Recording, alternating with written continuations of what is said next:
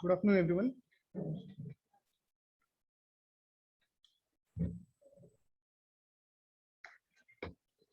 Okay, so today we are going to see the second chapter that is called as plan formation and implementation. Okay, we have seen first chapter previously. Okay, the name of chapter is business environment. Okay, we have discussed about the business environment factors and its implementation, social factors, economic factors, cultural environment, technological factors, political factors, legal factor, ecological factors, government policies, labor and legal factors. Okay, we have also discussed about the market condition. Okay, how to do the survey in the market, location and their related factors. Okay, we have also seen the microeconomic concept, right? We have also seen the output and income, unemployment factors, and inflation and deflation. Okay, so first chapter we have finished. We are going to discuss now the second chapter that is called as plan formation and implementation. Okay,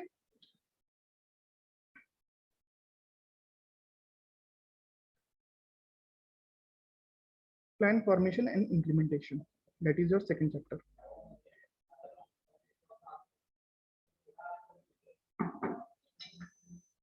Introduction part also we have completed. We have seen the planning, the need of planning. Okay, then we have also seen the planning in independent India. Okay, I have discussed with you the structure of India before independence and after independence as well. We have also discussed the economic factors since the year 1991 when Narasimha Rao is our prime minister. At that time, we have came into the various changes. The changes also we have discussed. Okay, we have also seen the planning commission, social factors. Okay, in the previous lecture we have also discussed about the objectives of economic planning. Okay, economic policy and their objectives: the high rate of economic growth, reduction of economic inequalities, achievement of employment for all, economic self-reliance, modernization. Okay, addressing of the imbalance in the country, that also we have discussed.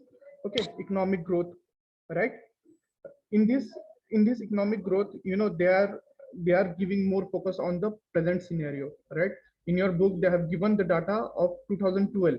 Okay, in the till the year 2012 they have given the data. In that data, they have given the ratio about how the economic growth has taken place since year 2009 to 2012. Okay, in the year 2009 the growth rate is 6.7 and it reaches up to 6.9 in the year 2012.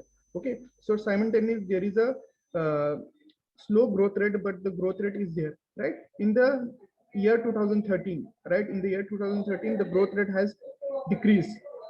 It goes down up to 5.7%. Okay, so there are few reasons behind the slowdown of economic growth. Okay, if you like to discuss the economic growth which has been forced for the slower down, we can also discuss that economic growth rate diminishing. Okay, the first thing of economic growth which has been taken place with the help of the planning, right? Economical planning process, right? Infrastructure development, proper taxation and effective utilization of available resources. That thing really helps to make economic growth. And then if you look at the year 2019, at that time, we are really in a good progress. We have did a very good implementation of our planning budget, right? We have made a useful investment in each and everything, right? The first thing which we have to discuss about the economic growth, that is infrastructure development, right? Infrastructure development plays an important role because while developing the infrastructure, we come to know we are making a construction of lot of things, right? Construction of dams, construction of road, right? There are other things also which is included in the infrastructure development, due to which we can say that our growth is taking pace. Okay, then the next point which we are going to discuss about the reduction of economic inequalities, right? There are lots of people, those who are living below poverty line at that time. Lots of people, those who are living in below poverty line, they are not getting a minimum requirement of foods as well. Okay, so that is also a drawback. Next, if you want to discuss, we can discuss the employment for all. This is the great achievement in the year 2012, right? In that period we are able to provide the employment opportunity to each and every candidate, those who are present there. But the thing is that, you know, after that there are so some declining in the growth rate, right? The growth rate has came down to 5.7.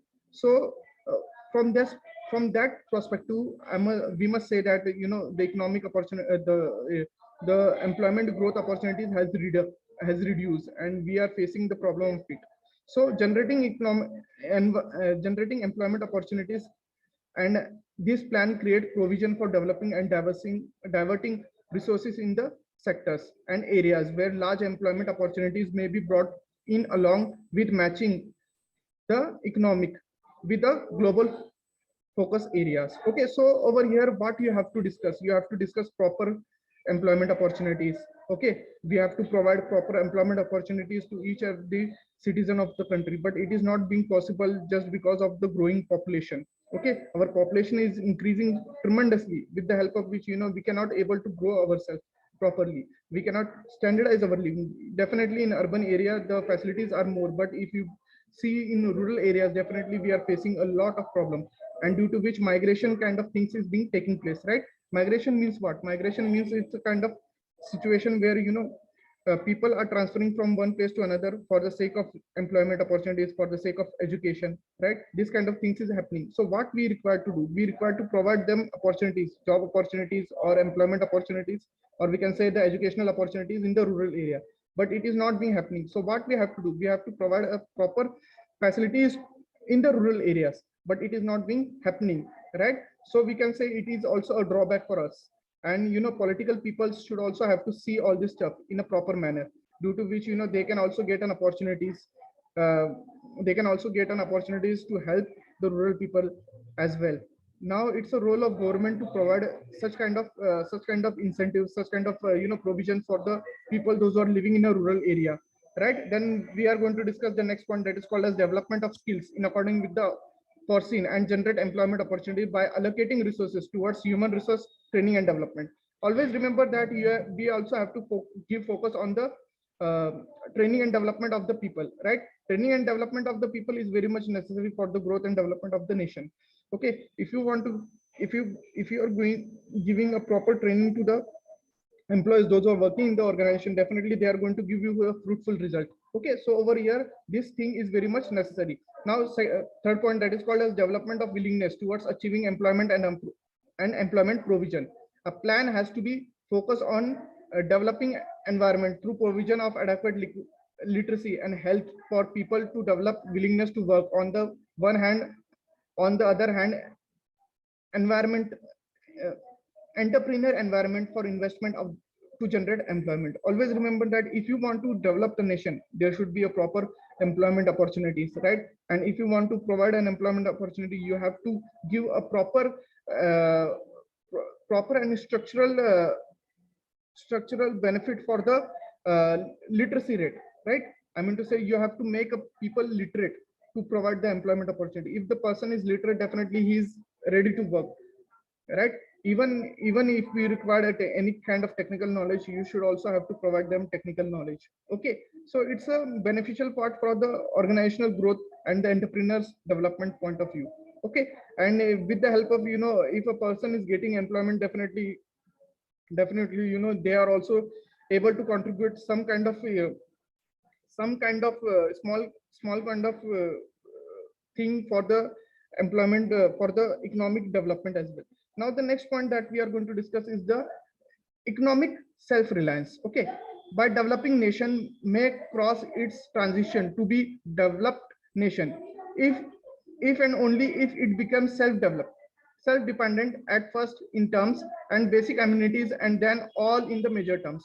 Always remember that over here we have to give focus on our self development. Okay, if you are developed enough, you are not going to be dependent on other. Okay, so over here self development comes into existence when you have the, when you are willing to do some kind of things. Okay, you are having the potential and you are willing to do some kind of things with your own. Okay, that means you are not going to be developed, you are not going to be dependent on others.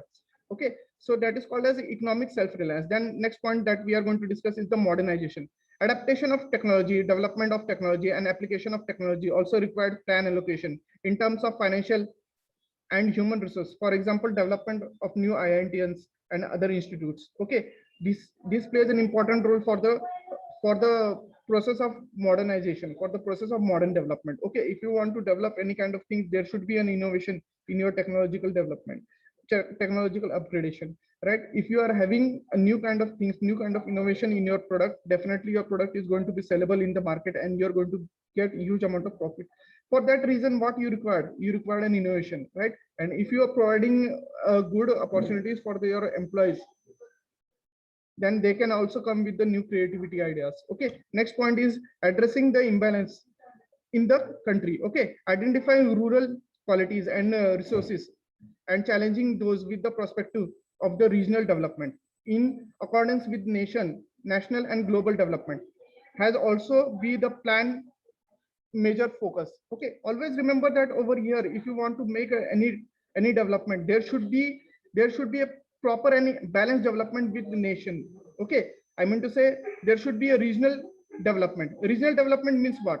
One region should be developed, one other region should not be developed, and this kind of things should not be happened. Okay, regional development means what? Each and every region should be developed. Okay, how can we say each and every region is developed one? How can we say each and every region is developed developed one? By by providing the resources, by providing the proper resources towards each and every region. You can take an example of India, right? In India you can see lots of region which is called as very much developed. Okay, there are metropolitan cities, you also know very well, right? Mumbai, Pune, Bangalore, Chennai, Kolkata, Delhi, right? These regions are very much developed. Okay, and there are other regions also which is there in our country, which is called as underdeveloped region, or we can say a rural areas where development of industries is not there, due to which we cannot able to get proper opportunities, right? Due to which we are facing the problem. So if one region is developed, another region is underdeveloped, definitely there will be a huge amount of problem. Okay, I will give you one example of it. Suppose one region is developed, definitely the other region which is not developed, the people those who are living in underdeveloped area, definitely they will try to come in a developed area for standardizing their living. Okay, due to which we can say that the people those who are living in the underdeveloped area, right? The people those who are living in underdeveloped area, they are not going to workable. Those who are living in underdeveloped area, what they will do, they will try to come into the developed nation, developed area, and they will try to increase their standard of living, right?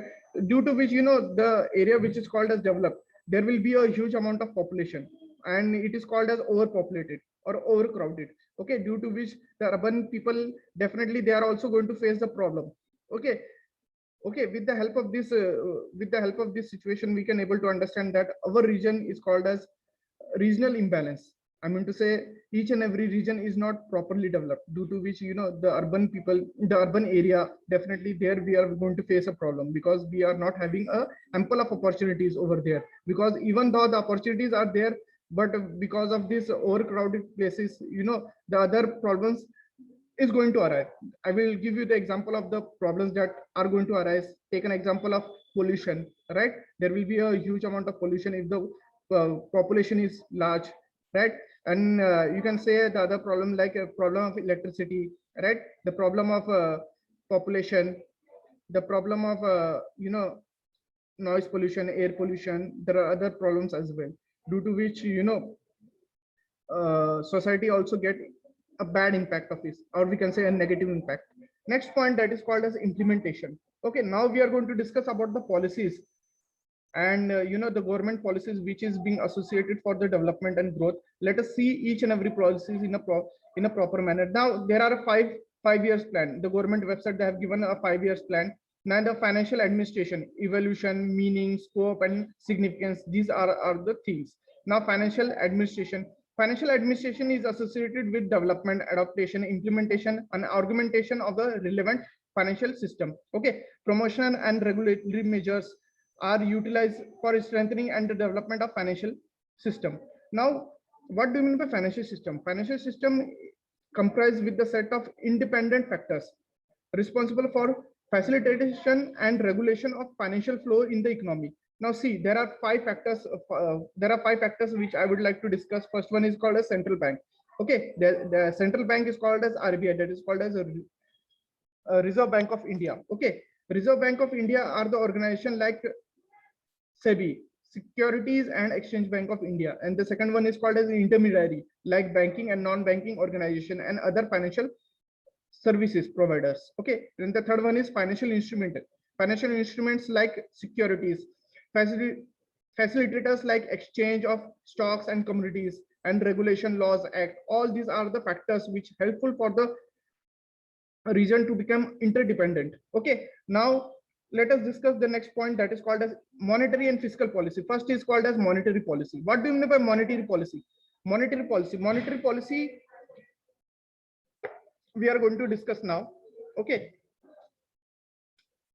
monetary policy refers to the policy of monetary authority of the country, okay, with regard to the monetary matters. Okay, it is defined as a policy that controls the financial institutions act to purchase and sale of paper assets by monetary authority as a deliberate attempt to effect changes in money conditions. Then the third point is called as passive purchase and sale of proper assets resulting for the maintenance and particular interest rate structure. Okay, stability of security prices or meeting the obligation and commitments. Okay, if you want to define monetary policy, how you can define monetary policy can be taken as a functions which helps to use almost suitable interest rate structure, or we can say to achieve a correct balance between demand and supply of money. Okay, it is kind of provision of proper credit facilities for the growing economy and stopping its undue expansion. Okay, also by challenging the credit for uses consist of pre-planned and investment. Okay, the fourth point that we are going to discuss is the creation, working and expansion of financial investments. Okay, then the fifth point that is called as debt management. Okay, these all are the points which is coming under the head of monetary policy. Okay, it is a kind of instrument which helps to influence growth by helping to create a favorable environment of saving and investment. Savings are also encouraged through anti-inflationary currency or credit construction and instrument that are stimulated when banks advance medium and long-term finance for the development purpose on reasonable terms such as low rate of interest. Okay, now this monetary policy which is helpful for the country with regard of monetary matters. Okay, monetary and physical policies are complementary. Okay, monetary policy affects income and spending, particularly in the private sector, through influencing money supply, or we can say currency and bank deposit, to the cost of borrowing it. Okay, fiscal policy affects income and spending through its effects upon the amount, character, and timely of government expenditure and revenue. Okay, so always remember that monetary policy and fiscal policy both are the complementary one. Okay, monetary policy affects income and spending, particularly in the private sector, through influencing and money supply. Okay, and if you want to discuss about the fiscal policy affects income and expenditure through its effects upon amount, character, and timely of government expenditure and revenue. Okay, so both are different one. Now the instrument of monetary policy, let us discuss. They are employed to influence the performance and behavior of the fiscal sector and economic at large. Okay, it influences sectors of economy and particular industries as measurement, creation, and determining these policies and their structure, helping analyzing and shaping up. Okay, the third point is called as business aspects, and the last one is investment decision of the economy. Okay, so these all are the points which comes under the head of monetary. Now we are going to discuss a little bit about the monetary policy. Okay, in deep, what do you mean by monetary policy? Let us discuss. Monetary policy as an association with an instrument and tool used to control the monetary authorities. Okay, for example, Central Bank of India and Reserve Bank of India in case of our country. Reserve Bank of India is an association or other financial institution or an consultation with the Ministry of Finance operated by bringing variation in the cost and availability of credit, which has a trickling effect on the demand and supply of credit in the economy, which further affects the nature and the level of economic activities such as production of goods and services. On the other hand, aggregate demand for those goods and services on the other hand. Okay, so over here we are discussing about the Reserve Bank of India's policies. Okay, the RBI, right? RBI, which is called as the Central Bank of India. Okay, with the help of this monetary policy, you know, this we are going to get a credit facilities as well. We are going to supply, we are going to know the demand and supply of credit in the economy. Okay, which further affects the nature and the level of economic activities such as production of goods and services. Okay, with the help of this aggregate demand of goods and services. So always remember that monetary policies plays an important role for the you know, for the Ministry of Finance to operate the availability of credit. Okay, which helps to trigger the problem of demand and supply of credit in the economy. Okay, okay, so always remember that monetary policy plays an important role over here. Now we are going to discuss something about the fiscal policy. Okay, fiscal policy is related to revenue generation, okay, through taxation and other ways, and expenditure planning by the government. Okay, the terms instrument for operating the fiscal policy is budget, which is planned specific to the level of much as it can in terms of expressing government expenditure and revenue along with the modes of intention suggesting the direction of the economy. Okay, union budget is presented before the state before the start of every financial year by the financial minister in parliament. Okay, fiscal policy is related to revenue generation. Okay, we can also say as a expenditure planning by the government. Okay, fiscal policy, which refers to the government spending, taxing, borrowing, and management of government debt, is being increasing use of modern terms as an instrument for achieving economic stability and promoting economic growth. Okay, in developed economy, the fiscal policy concentrates mainly on stabilizing the rate of economic growth. By growing economy, it is being an instrument for accelerating the rate of economic growth. Fiscal policy plays a vital role in the promotion of rapid economic growth. Okay, the major objectives of fiscal policy, let us discuss the major objectives of fiscal policy. Okay, accelerating the growth of investment in the public and private sector. Second point is mobilizing the financial and real resources for the public sector without hampering the expansion of resources for the private sector. Then the next point is promotion and maintenance of the reasonable degree of stability in the economy and keeping the requirement of the economic development. And the fourth point is reduction of inequalities in the income and wealth, about more in even distribution of economic power. So all these points comes on the head of economic comes at the head of fiscal policy, which is the main objectives. Okay, now if you want to discuss more about the fiscal policies can be used as an important instrument for capital foundation. Okay, investment can be expanded in private and public enterprises by diverting resources from socially less desirable or more desirable investment channels. Hence, fiscal policy can affect investment quantitatively and qualitatively. Okay, fiscal policy is used as a tool to stimulate investment in the private sectors by allowing the depreciation allowance on the company taxation, development rebates, tax holidays, subsidies, and provision of financial through state-owned banks and financial institutions. Okay, fiscal policy is an important means of raising resources for the public sectors in underdeveloped countries. Okay, in order to accelerate the pace of growth of the economic growth, and government undertake investment in a large scale. Okay, now if you want to take an example, I will give you a few examples. These large funds are required for the purpose of provision of social overhead capital. Take an example of development of roads, railways, and other means of communication. Okay, these all are the important tools for the fiscal policies. Okay, now the next point, that is called as fiscal policy and mobilization of resources. As I have told you, the resources development, right? Development of roads, development of railways. Okay, the main objectives over here is also a mobilization of investment resources needed for the economic growth of the country, which becomes very difficult.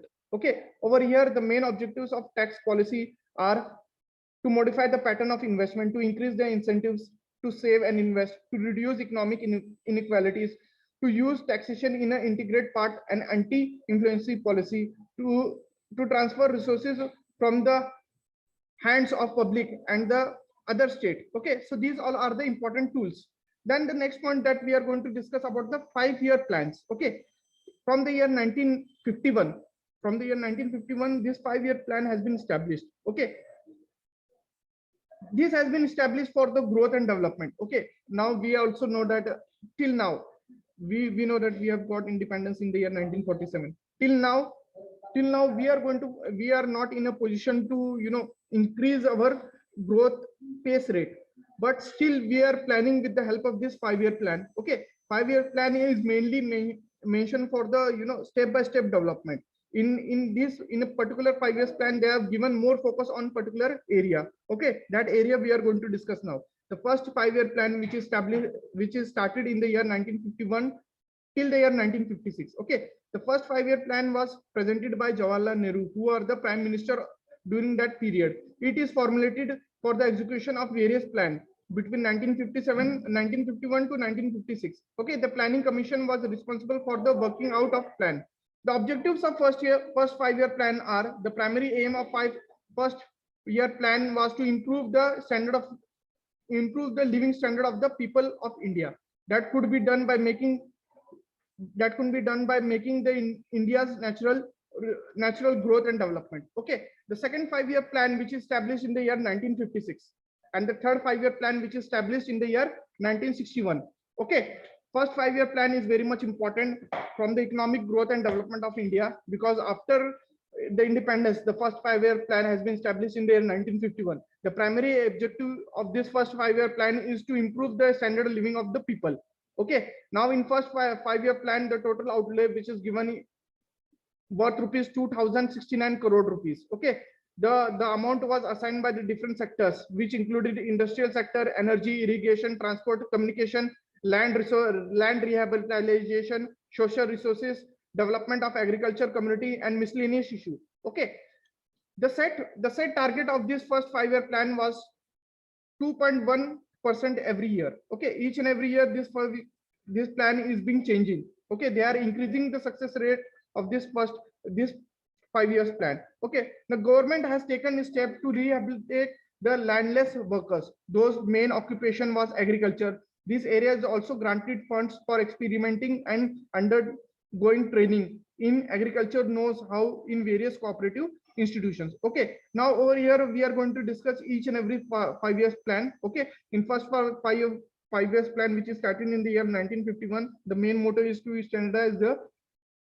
living of the people. Okay, over here the Indian government also made considerable efforts for improving post and telegrams. Okay, they have also given focus on railway service. They have also given focus on road tracks and civil aviation. Okay, sufficient funds was also allocated for the industrial sectors. In addition to measures were taken for the growth of small scale industries. Okay, so in first 5-year plan, they have included the standard of growth of people with the effect of development of improving the post and telegrams. Okay, at that time mobile phones is not available, so the transaction and the communication which is taking place by the post and telegrams only. Okay, in that first 5 years plan, they have also mentioned for the improvement of railway sectors, road tracks, okay, and civil aviation.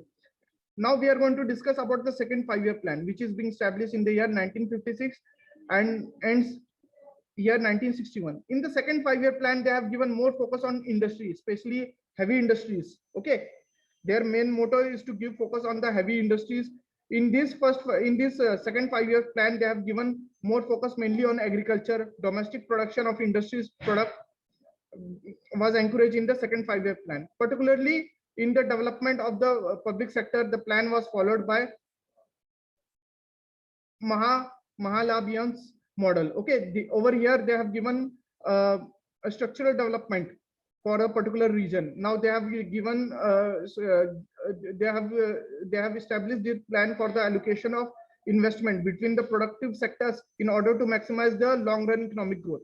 Okay, over here what we have to discuss, we have to discuss about the plan that assume a closed economy in which the main trading activities could be centralized by importing capital goods. Okay, hydroelectric power plants, hydroelectric power projects, and 5 steel mills at Dhabai, Durgapur, and Rourkela were established. Okay, they have also given focus on the coal production as well. Okay, so always remember that this 5-year plan is very much necessary for the economic development of the country. Now, the second 5-year plan, for the second 5-year plan, they have given near about 4,800 crores. Okay, investment. Over here, they have given more focused on the power and irrigation, social services, communication and transport, miscellaneous, and the target growth 4.5, and they have achieved near about 4% of this target. Now, the third 5-year plan start with the year 1961 to 1966. Okay, in third 5-year plan, they have given more focus on the agriculture, improvement of production of wealth. Okay, in third 5-year plan, the war has been happened with Pakistan. Okay, due to this severe dot in 1965, the inflation and the priority was shifted to price stabilization. Okay, the construction of dams continues, mainly cements and fertilizer plants is also built. Okay, Punjab began producing an amendment of wheat.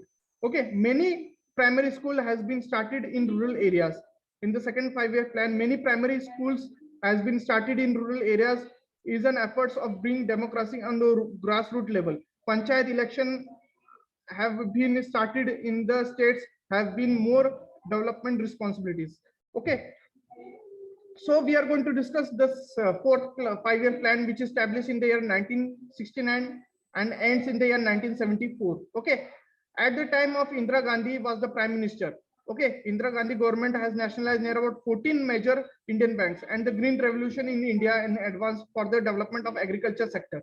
Okay, in this fourth 5-year plan, India and Pakistan war has been taken place for the for East Pakistan, for wanting East Pakistan country.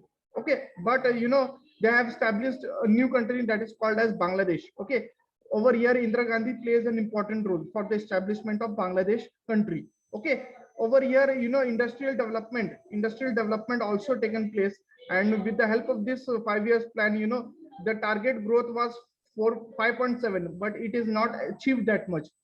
The achievable growth is near about 3.3. So we are not able to achieve that much of growth because of war between India and Pakistan, and 14 nationalized bank is also there. So little bit of growth, it affects. Now the next 5-year plan is called as fifth 5-year plan, which is being started in the year 1974 and it ends in the year 1979. Okay, over here stress was by led on employment, poverty, aviation, and justice. The plan also focused on self-reliance and agriculture, production, and defense. Okay, in 1978, the newly elected Morarji Desai government rejected the plan. Okay, Electricity Supply Act was enacted in 1975, was enabled the central government to enter into power generation and transmission. Okay, the Indian National Highway system was introduced, many roads with widen to accommodate the increasing traffic. Okay, over here in this 5-year plan, tourism kind of things is also increased. Okay, tourism also expanded. Now the actual the growth which they have achieved is near about 5%, and they have target near about 4.4 growth, 4.4% of growth. So in this 5-year plan, we have really succeeded a lot. I mean to say, we have shown a huge amount of growth as per the expectation. Now the sixth 5-year plan, which is being established in the year 1980 and it ends in the year 1985. Okay, in sixth 5-year plan, it is called as a beginning of economic liberalization. Okay, price control was eliminated and the ration shops were closed. Okay, in these 5-year plans, the more focus is given on the cost of living. Okay, over here they have given more focus on the family planning also, and which helps to prevent overpopulation, because till the year 1980, our population is also shown a huge amount of growth. Okay, so they have given more focus on the prevention of overpopulation.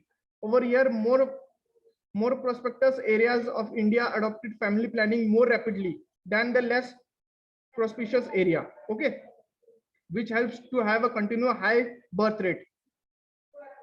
The growth rate is 5.2 and the actual growth is 5.4. Over here also we have shown a very good success rate.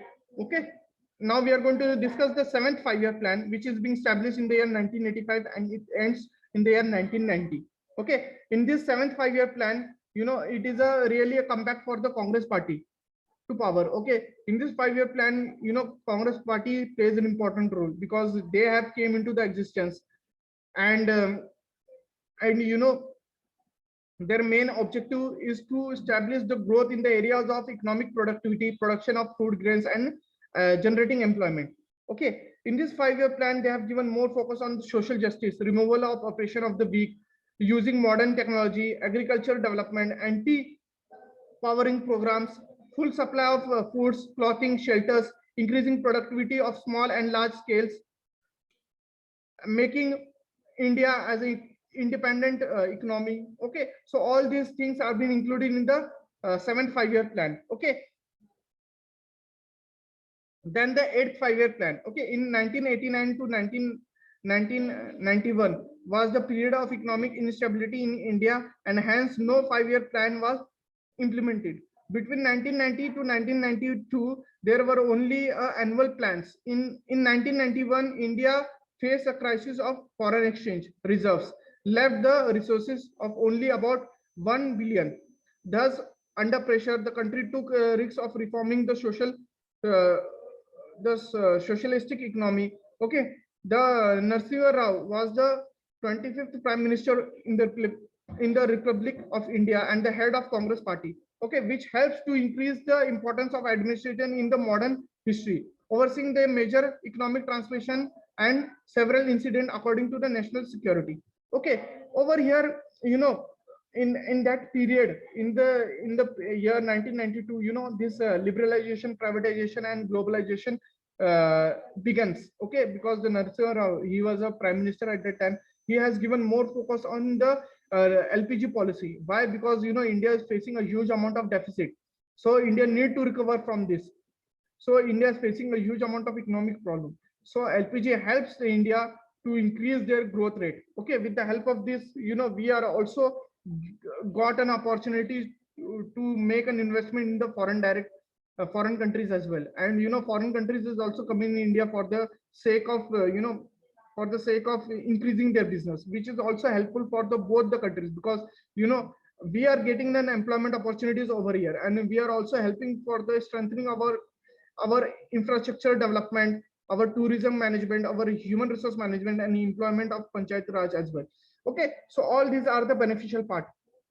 Now over here also the main motto, I mean to say the main objective and the main purpose is given to the population growth, poverty reduction, employment generation, strengthening of infrastructure, all this stuff. Okay, then 9th 5-year plan. Okay, in the year 1997 to the year 1997 to the year 2002, this 9th 5-year plan has been established. Okay, the motto of this plan is to reduce the poverty line, to become a full-scale employment, to provide a full-scale employment, human development, industrialization, poverty reduction, and self-reliance on the domestic region. Okay, so in this 9th 5-year plan, they have given more priorities in the agricultural development and emphasis on the rural development. They generate adequate employment opportunities to promote poverty reduction, to establish the price in order to accelerate the growth rate of the economy, to ensure the food and neutralist security. I mean to say, they are giving more focus on reduction of malpractices and malfunctions. Okay, they provide a basic infrastructure facilities like education for all, safe drinking water, primary health care, transport, and energy. to check the growing population increase. Okay, they are also giving more focus on to encourage social issues like women empowerment, conversion of certain benefits for the special groups of the society, to create a labor market to increase the private investment. Okay, so this is the main focus of the 9 5-year plan, the 10 5-year plan and 11 5-year plan. Okay, we are going to discuss this 10 5-year plan, 11 5-year plan, 12 5-year plan in the upcoming lecture, because in this lecture we have discussed a lot about the economic growth and development. Okay, thank you very much for your cooperation. We will wind up today.